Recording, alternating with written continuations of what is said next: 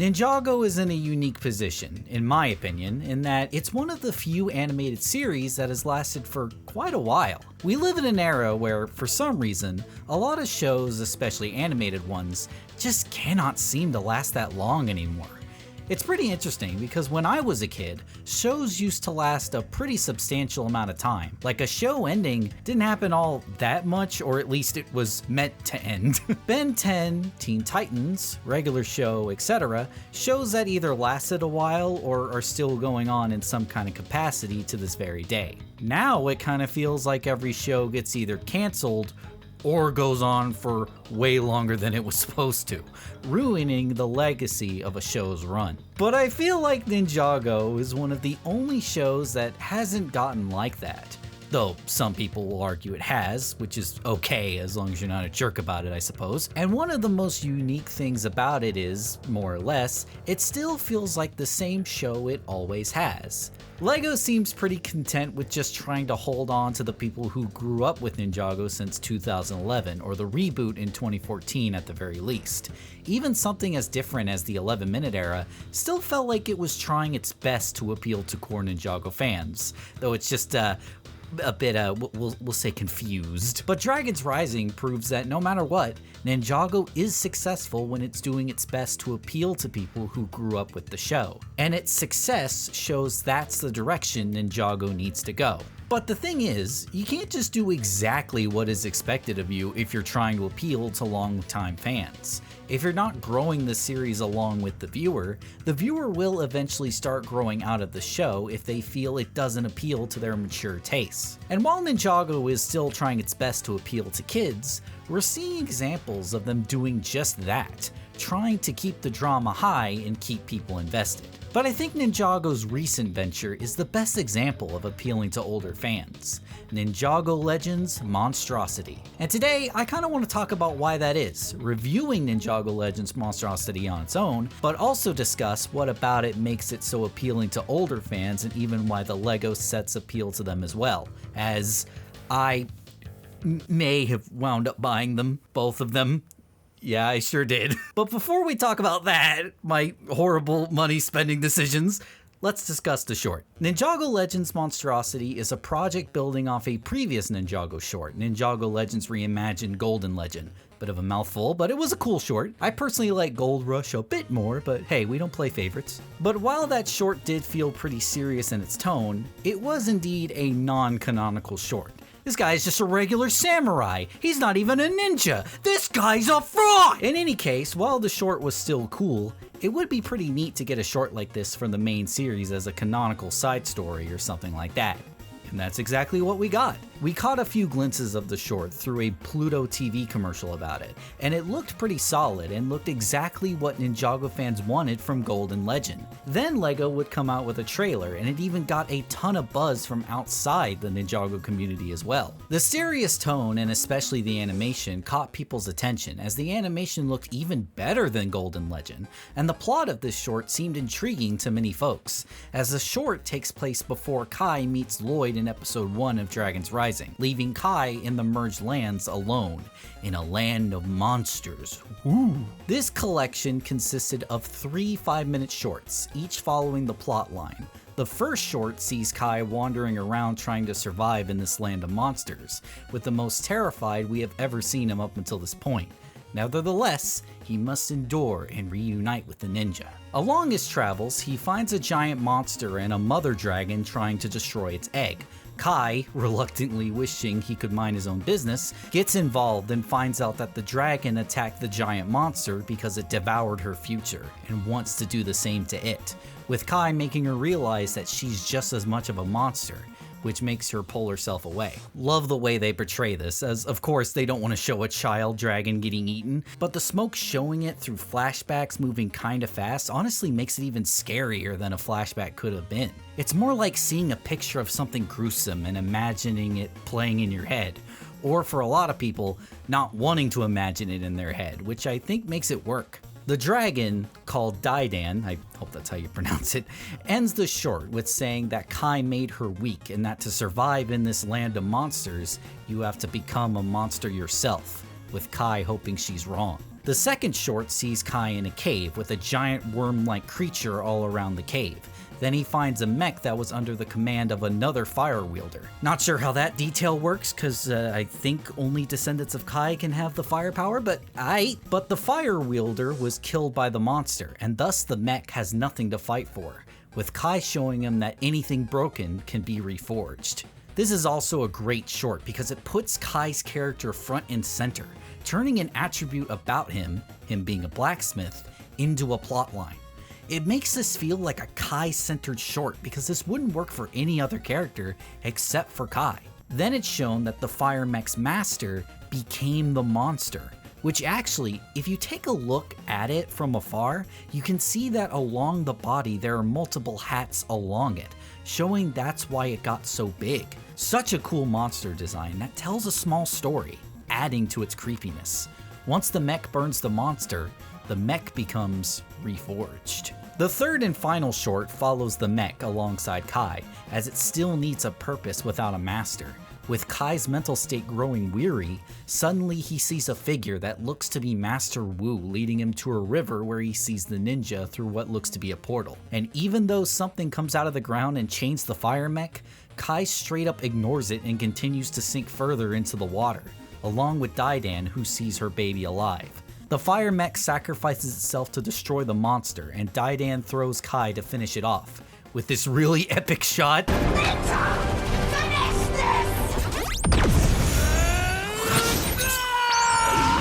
With Daidan realizing that she was wrong about needing to become a monster to survive, and the fire mech sacrifice is what pushes Kai forward to endure. Now, here's the thing. When I first watched this short, I was under the impression that this series was basically hype moments in aura, where it was just cool animations, dark concepts, more cool animations. But while I did like it, I felt like that's kind of all it was. Like, the short was made just to kind of show off the animation, throw in some cool dark concepts to make it cool and edgy, and I think a major reason why I thought that was because of how short it was. And that's kind of the main criticism I have about them. I just feel like for the stories that these shorts wanted to tell, it didn't have enough time to do that. I think the first short is the biggest sign of this, because they have to cram so much into one small short. It has to show Kai's turmoil while going through the merge, and it has to introduce Daidan's character, so therefore it feels like they introduce the conflict of the short and then immediately fix it afterwards. That's what it feels like to me, and then I still feel that to a lesser degree with the second and third short, with False Light getting probably the closest to doing what they wanted. However, I feel like you come to this conclusion on your first watch, and while this still doesn't quite change my opinion on the length of the shorts, once you re-watch the shorts, the spectacle of the animation kinda wears off and you get to focus on the smaller details a whole lot more, which makes the short feel longer, which is a good thing. No matter how much you love Ninjago Legends Monstrosity, don't immediately set your opinion, whether you don't like it or you adore it, because I feel that rewatching it more and more times gives you a lot more to digest with it. But if we're talking about what makes these shorts so appealing, it is partly with that, I feel. Like I said, this was geared more so towards Ninjago's older fan base. Like, this ain't your grandpa's Ninjago. I'm not saying that this short is for adults only, but like a lot of these concepts, it just feels so digestible to a more adult viewer. Yeah, kids will still enjoy it, and I don't think it's inappropriate for them to. I think they'll love it because it toes that line so much. But for the actual man-children this is geared towards, like me, it does give you a lot to chew on and think about. If you think sparing children is weak, then you have no idea what real strength is. Yeah, I'm just gonna leave that there. It is a little weird though, because the way that Kai is characterized, it doesn't really feel the same way as it does past SOG and in Dragon's Rising. I've talked about this in the past in a previous video, but my thoughts on Kai's character are that he's kind of a bit of a boring goofball nowadays. And while I like the idea that he's not a goofball because of his current situation, it just doesn't feel like he's changed in post-Dragon's Rising after this takes place, you know? He feels pretty much the same as he does in the 11-minute era. Though with that being said, LEGO did put out a small comic tying in with Monstrosity, and that was a pretty good comic, feeling like it tied in with it pretty well. But honestly, I just kind of wish they would take attributes of his characterization in Monstrosity and kind of funnel that into the main series, because I feel like this is one of his best characterizations since those first 7 seasons. But either way, much like everything with Ninjago, this is only one half of the story, as it's not just the short that I feel like is most appealing to longtime Ninjago fans. But as a first time here on NinjaCole, I'm going to talk about the LEGO sets associated with the short, as I feel these sets also appeal to Ninjago's older fan base, just as well as the short. Case in point, I bought them. This should show you how much money this channel makes. You see, when I was a kid, I absolutely loved LEGO sets, and honestly, I still do. But when I was a kid, I would kind of build them and then play with them. But like, I'm not happy anymore. Therefore, while I do enjoy building LEGO sets, it's not hard to view these things as toys. And sure, while building them is fun even as an adult, the price of being able to build them and then just chucking them in a bin when you're done with them just isn't attractive to adults like me. While I do like the idea of displaying my LEGO sets, the Ninjago line I feel like are meant more to be played with rather than displayed, as the sets are too small most of the time and you need to get multiple of them to make a really good display. But that in turn takes up too much space. However, these Ninjago Legends sets feel far more like they are meant to be displayed rather than played with, kind of like giant action figures or dioramas, and don't look like a pile of toys, but rather a genuinely cool display for your room. So despite the prices of these things being a little, I wound up picking up both of them.